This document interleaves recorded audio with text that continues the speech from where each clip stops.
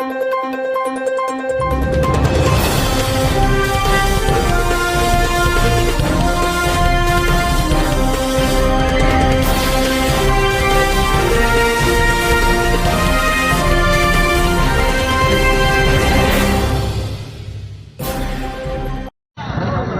అండి. మేము ఈరోజు ఇక్కడ ఈ పశువుల సంతను క్యాటిల్ సంతను విజిట్ చేయడానికి ముఖ్య ఉద్దేశం ఏంటంటే రాష్ట్ర ప్రభుత్వము మార్కెటింగ్ శాఖ ద్వారా దాదాపు 218 మార్కెట్ కమిటీల్లో ఉన్నటువంటి మార్కెటింగ్ యాక్టివిటీస్ అన్నిటినీ డిజిటైజ్ చేయడం జరిగింది. ఆ డిజిటైజేషన్లో భాగంగా మేము ఇక్కడికి ప్రాక్టికల్గా ఇష్యూస్ ఏమున్నాయి వాటిని సరళీకరించి ముందుకు తీసుకెళ్ళడానికి ప్రయత్నం చేసాం. అందులో భాగంగా ఇక్కడ రావడం జరిగింది. ముఖ్యంగా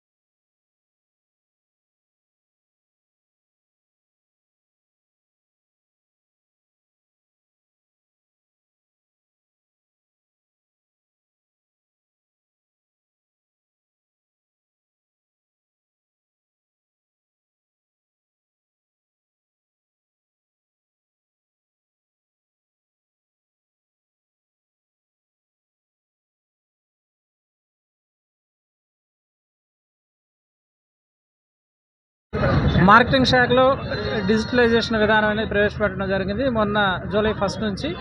దాంట్లో భాగంగానే ఈరోజు జగ్గైపేట క్యాటిల్ మార్కెట్కి విజిట్ చేయడం జరిగింది. అంటే ఇక్కడ గొర్రెలు మేకలు వస్తాయి.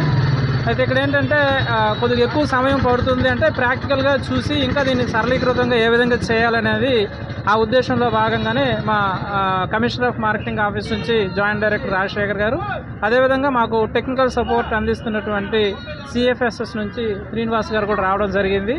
అయితే పారదర్శకతకి భంగం కలగకుండా తక్కువ సమయంలో ఏ విధంగా చేయాలి అనే ఉద్దేశంతో మేము ఇక్కడ ఏమేమి జరుగుతుంది, ఎట్లా ఎంత టైం పడుతుంది, ఒక్కొక్క ట్రాన్సాక్షన్స్కి అంతా అబ్జర్వ్ చేయడం జరిగింది. దీనివల్ల ఏంటంటే ఇంకా దీన్ని సరళీకృతం చేసి పారదర్శకత భంగం కలిగించకుండా ఉండే విధంగా చేయడానికి మాకు చాలా విషయాలు ఇక్కడికి వచ్చిన తర్వాత ప్రాక్టికల్గా అర్థమయ్యాయి. ఎందుకంటే ఇక్కడ ఏంటంటే తక్కువ సమయంలో ఎక్కువగా ట్రాన్సాక్షన్స్ చేయాల్సిన అవసరం ఉంది ఇక్కడ. ఎందుకంటే ఒకేసారి అన్ని వెహికల్స్ బయటకు వెళ్ళడం వల్ల ఇక్కడ కొంచెం సమయం అవుతుందనేది మేము గ్రహించడం జరిగింది.